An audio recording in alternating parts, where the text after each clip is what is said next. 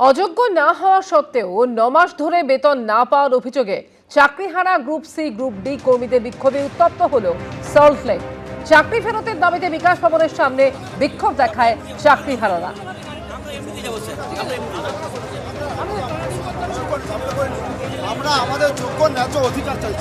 আমরা দেখছি পুলিশি ধরপাকড় শুরু হয়েছে। শিক্ষাকর্মীদের যে আন্দোলন, সেখানে পুলিশি ধরপাকড় শুরু হয়েছে। সল্টলেকে বিকাশ ভবনের দিকে যে মিছিল যাচ্ছিল, সেই মিছিল থেকে ধরপাকড় শুরু হয়েছে। টেনে হিচড়ে গাড়িতে তুলছে শিক্ষাকর্মীদের। এই ছবি একদম ময়ূখ ভবনের সামনে, বিকাশ ভবন এবং ময়ূখ ভবনের সামনে আমরা দেখতে পাচ্ছি সে ছবি। শিক্ষাকর্মীর সঙ্গে রীতিমতো ধস্তাধস্তি হচ্ছে পুলিশের, এবং সেই ধস্তাধস্তির মধ্যেই পুলিশ এইভাবে শিক্ষাকর্মীদের গাড়িতে তুলছে, আটক করছে। আজকে 12টার পর শিক্ষাকর্মীরা আজকে করুণাময়ী থেকে মিছিল শুরু করেন, এবং সেই মিছিল বিকাশ ভবনের দিকে এগোতে গিয়ে বারবার বাধা পায়।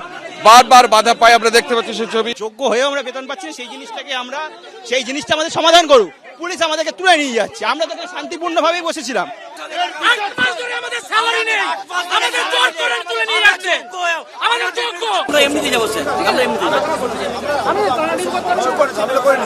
আমরা আমাদের যোগ্য ন্যায্য অধিকার চাইছি। আমরা পাচ্ছি না। আজ 9-10 মাস বেতন বন্ধ আমাদের। পেটের জ্বালায় আমরা এখানে এসেছি, কিন্তু সরকার কিছু করছে না। আজ রাজ্য সরকার অমানবিক। আমরা আরো কিছু সংখ্যক দেখতে পাচ্ছি শিক্ষাকর্মী, তাদের কার্যত করুণাময়ীর দিকে টেনে নিয়ে যাওয়া হচ্ছে। হয় আমাদেরকে বলছে যে হয় অ্যারেস্ট হও, কিন্তু এখন আমরা একটা প্রাইভেট ফার্মে সামান্য কিছু কাজ করছি, 10-12 হাজার টাকা স্যালারি।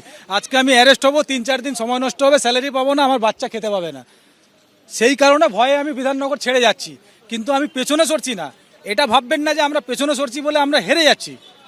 আমরা কিন্তু হারছি না, এর একটা বিহিত দরকার আছে। শিক্ষাকর্মীরা যারা আন্দোলন করছিলেন, যারা চাকরি ফেরতের দাবিতে, যারা নিজেরা যোগ্য বলে তাদের কেন চাকরি ফেরত হবে না সেই দাবি করছিলেন, তারা এখন তাদের এইভাবেই সরিয়ে নিয়ে যাওয়া হচ্ছে। তিনি মমতা ব্যানার্জি, তাকে মাতৃরূপেই আমরা বিশ্বাস করেছিলাম। যখন উনি নেতাজি ইন্ডোরে ঘোষণা করেছিলেন যারা যোগ্য তাদেরকে আমরা সম্পূর্ণভাবে সেফটি দেবো এবং তাদের চাকরি আমরা সুরক্ষিত রাখবো। যেটা করলো আমাদের সঙ্গে এক্সটেনশন করলো আগস্ট পর্যন্ত, আমাদের পর্যন্ত কিছুই নেই। আমাদের দ্বিচারিতা করলো সরকার, সম্পূর্ণভাবে দ্বিচারিতা। যে এইভাবে পুলিশের তরফে কোন দিকে যেতে হবে তা একদম নির্ধারণ করে দেওয়া হচ্ছে। অর্থাৎ বেশ কিছু সংখ্যক যারা শিক্ষাকর্মী তারা মেট্রো স্টেশনের ভেতরের দিকে যাচ্ছেন, অনেকে এখানে দাঁড়িয়ে আছেন, এবং পিছনে বিশাল সংখ্যক পুলিশ আছে, এবং পুলিশ তাদের ওখান থেকে সরে যেতে বলছে। তারা দীর্ঘক্ষণ রাস্তার উপর বসেছিলেন, কোনো রকমের রাস্তা আটকানো যাবে না এবং বিকাশ ভবনের দিকে যাওয়া যাবে না, পুলিশের তরফে বারবার বলা হয়েছিল। পশ্চিমবঙ্গে এসআইআর ঘিরে তপ্ত রাজনীতি। ফের নাম না করে মুখ্য নির্বাচন কমিশনার গণেশ কুমার এবং রাজ্যের মুখ্য নির্বাচনী আধিকারিক মনোজ আগরওয়ালকে নিশানা করলেন মমতা বন্দ্যোপাধ্যায়। পাল্টা আক্রমণ শানিয়েছে বিজেপি। ইলেকশন কমিশন একবারও কি ভেবেছেন ভ্যানিশ কুমার বাবুরা? একবারও বিজেপির দালালরা ভেবেছেন? এসআইআর আবহে ফের নাম না করে মুখ্য নির্বাচন কমিশনারকে নিশানা করলেন মমতা বন্দ্যোপাধ্যায়। এটা অবশ্য প্রথমবার নয়, এর আগেও মুখ্য নির্বাচন কমিশনারকে নিশানা করেছেন তৃণমূল শীর্ষ নেতৃত্ব। আপনারা কি জানেন সদ্য ইলেকশন কমিশনার হয়েছেন কে? মাননীয় স্বরাষ্ট্রমন্ত্রীর যিনি মাননীয় সচিব ছিলেন ডিপার্টমেন্টের, কোঅপারেশন ডিপার্টমেন্টের, তার সেক্রেটারিকে করে দিয়েছেন, প্রিন্সিপাল সেক্রেটারিকে, মানে তিনি ডিপার্টমেন্টের সেক্রেটারিকে করে দিয়েছেন চিফ ইলেকশন কমিশনার। টোটালটাই বিজেপির লোক দিয়ে ভরা। আপনার অনেক তথ্য আমাদের কাছে আছে, আমি পুরোটা আজকে বলতে চাই না, সময় মতো সব মানুষের কাছে উপস্থাপিত করব। সোমবারও ফের মুখ্যমন্ত্রী নিশানায় পড়লেন মুখ্য নির্বাচন কমিশনার। টেনশন যত বাড়ছে, হতাশা যত বাড়ছে, সামনে হার যত দেখতে পাচ্ছে, ততই দেখবেন মাথা খারাপ হবে আর এই জাতীয় গালিগালাজ করতে থাকবে। কিন্তু এবার পশ্চিম বাংলার জনগণ কোনোভাবেই এই সরকারকে আর রেয়াত করবে না।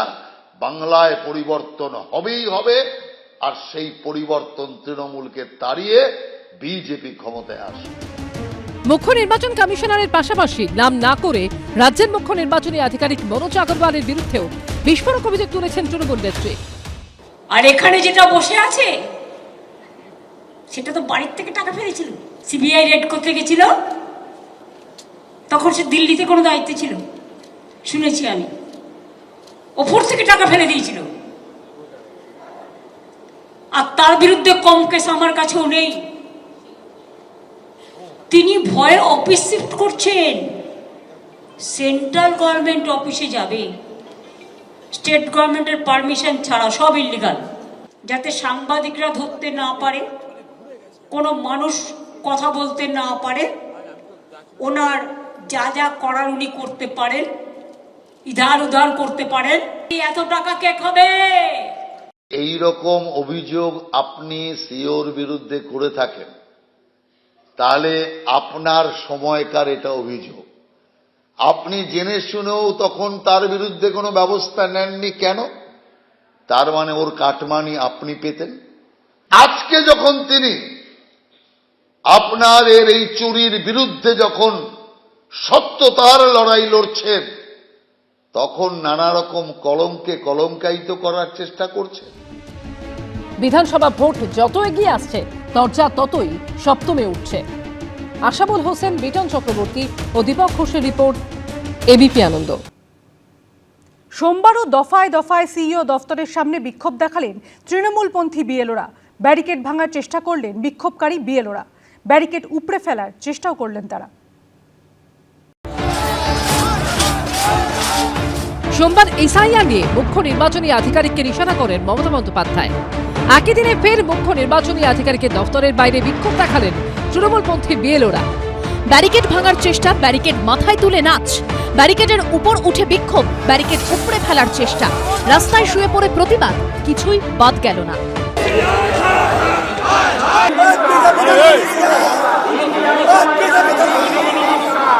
বিক্ষোভ চলাকালীন ব্যারিকেডের উপরে উঠে ওপারে যাওয়ার চেষ্টা করলেন মহিলা বিক্ষোভকারী। চূড়ান্ত ধস্তাধস্তির পরে মহিলাকে আটক করে পুলিশ। টেনে হিঁচড়ে প্রিজন ভ্যানে তোলা হয় তাঁকে। আমাদের কেন মেল পুলিশ ওনার গায়ে হাত দিল, এর জবাব আমরা চাই। ধাক্কার পরে ধাক্কা ব্যারিকেডে, এপারে পুলিশ, ওপারে তৃণমূলপন্থী সংগঠন। বিক্ষোভে রণক্ষেত্র পরিস্থিতি তৈরি হয় সিইও অফিসের সামনে। অ্যাপে যেটা সংযোজন করা হয়েছে সেখানে কিন্তু বলা হচ্ছে মুচলেকা দিতে হবে, এটা নিয়ে প্রশ্ন তুলছেন। এই ছবিটা একবার দেখিয়ে দেব। দেখতে পাচ্ছ এখানে কিন্তু, যেখানে দেখতে পাচ্ছ পুলিশের জয়লাভ রয়েছে, অন্যদিকে কিন্তু বিএলওরা এইদিকে রয়েছেন, আমরা দেখতে পাচ্ছি। ব্যারিকেড ভাঙবেন, ভেঙে কারণে অনেক কিছু কেটে দেবো। আমাদের সাথে কথা বলতে অসুবিধা কোথায়? আমাদের সঙ্গে কথা বলতে অসুবিধা কোথায়? 16 ডিসেম্বর এসআইআর এর খসড়া তালিকা প্রকাশ করা হয়েছে। এরপর শুরু হবে শুনানি। যারা শুনানিতে ডাক পাবেন তাদের বাড়িতে গিয়ে নোটিশ দিয়ে আসবেন বিএলওরা। বিএলও যে ভোটারকে নোটিশ দিচ্ছেন, ভোটার যে নোটিশ গ্রহণ করছেন, এবার তারও প্রমাণ রাখতে হবে। নোটিশ দেওয়ার পরে delivery of schedule hearing notice নামে নতুন অপশনে তা নথিভুক্ত করতে হবে বিএলওদের।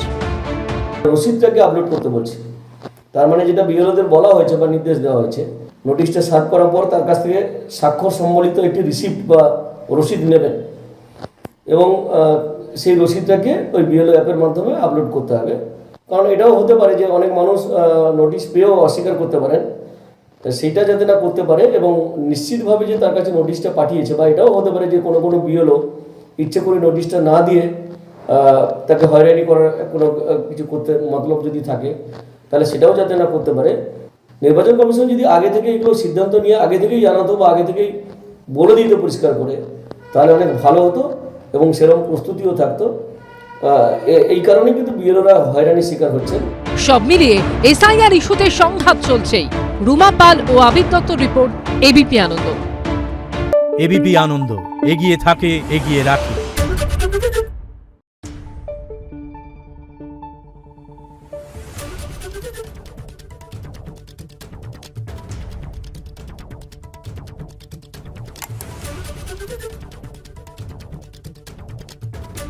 Thank you.